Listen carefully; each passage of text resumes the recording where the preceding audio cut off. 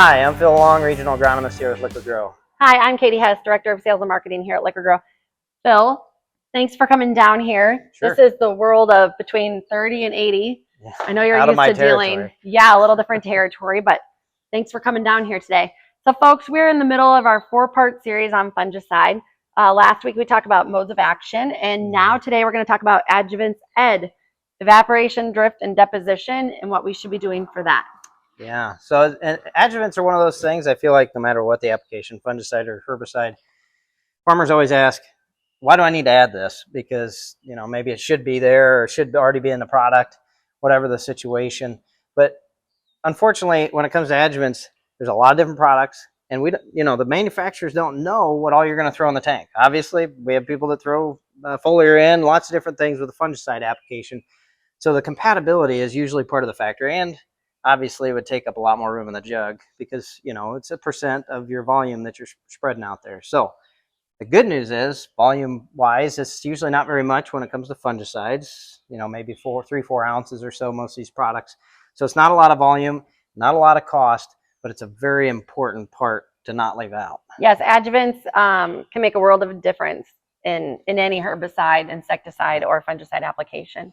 Yep. And when it comes to what you were talking about, if I can redo that, Ed, I don't know if I'll say it right, but anyway, the drift and deposition, when it comes to fungicide application, I would think of it a little bit more like, you know, we think of a contact herbicide. So when it comes to contact anything, you want coverage. So that's the drift and deposition part.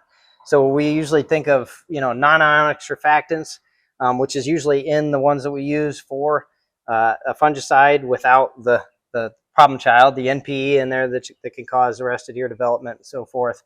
But it usually has the most important part, which is drift and deposition. So what does that mean? Essentially, when it comes out of the sprayer, whether it's an airplane or a highboy or whatever you're flying with or applying with, I should say, it's going to reduce the number of fines. Essentially, it's going to bring some of those particles together. It's going to get them deposited further down in the canopy. That's the primary thing. We don't want it drifting and moving around, but the drift and deposition is kind of one and the same. It's making those droplets bigger, heavier, getting them down into the canopy because, like I said, contact, we don't want it just hitting that top part of the plant. Yes, and so Phil, over the years we've talked a lot about disease and, you know, the canopy, and we often talk about how with corn, from the ear leaf on up is super important for capturing sunlight and yield. What we don't always talk about is where those diseases start. They don't always start in the upper leaf. Some of them do start in the bottom leaves. Yep, and work their way up. Sure. So how do the drift and deposition agents that we use, the adjuvants that we're talking about, how does that help? Yeah, so, and when it comes to fungal pathogens, we got to remember fungicides typically aren't that systemic. They don't move around a lot. Locally in the leaf maybe, but if you have disease on the lower part of the canopy, they're not moving from the top to the bottom. And that's why this is so critically important that we get good coverage, that we get those droplets going down through there, because we need as much coverage as we can. And if we're not close enough to that, you know, that pathogen, that spore, that as it's trying to resporulate and, you know, germinate and so forth, that's usually what we're stopping, is that germination of the spore process. It's got to be close and it's got to be right there. And if it's not, you know, we got a disease that's starting in the lower canopy, you know, anthracnose, there's several of them.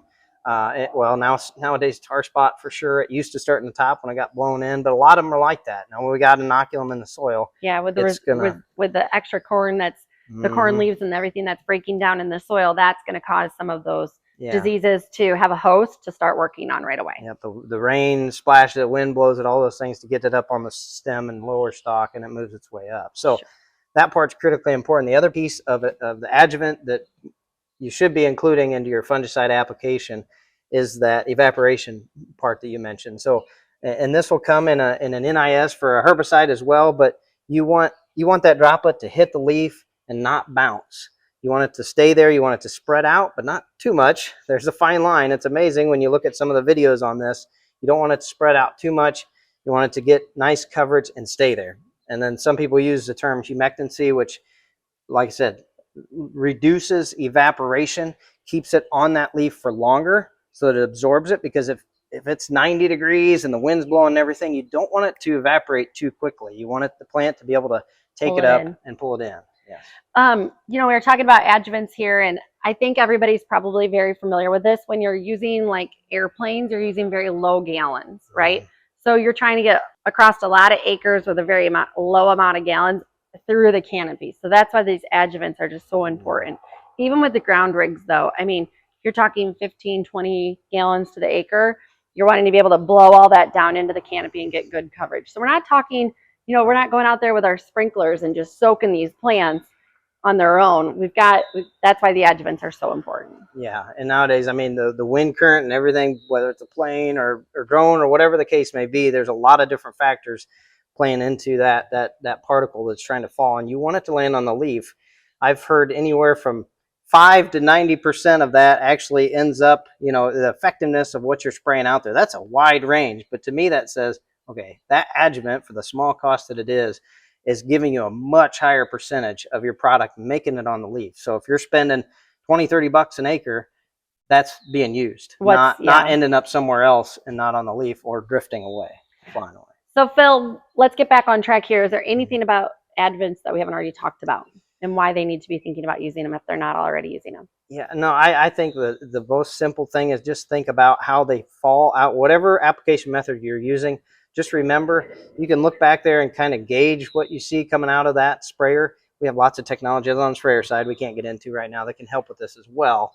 But you know, the adjuvant is a very simple thing. It only takes like very, very minute amount, you know, 1/4% or less of that water volume out there is all it takes to change that carrier that you have out there to make sure that it's not being lost. So it's a simple thing you can do, cheap thing you can do, but it's making that dollar you spend on a fungicide actually be utilized by the plant. Right. If you're going to spend the money, you might as well make it work right. Exactly.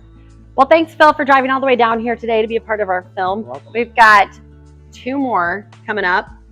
I'm going to leave you at suspense of what they are. So join us next week. We'll be dropping these on Thursdays. And rumor is there's a bonus video that's coming out as well. So hope you have a great day. If you're done with your post applications and you're thinking about soybean applications, you know, that's great. Hopefully you can start thinking about your fungicide passes as well. Thank you. Lead Academy. Liqui-Grow Excellence and agronomy development.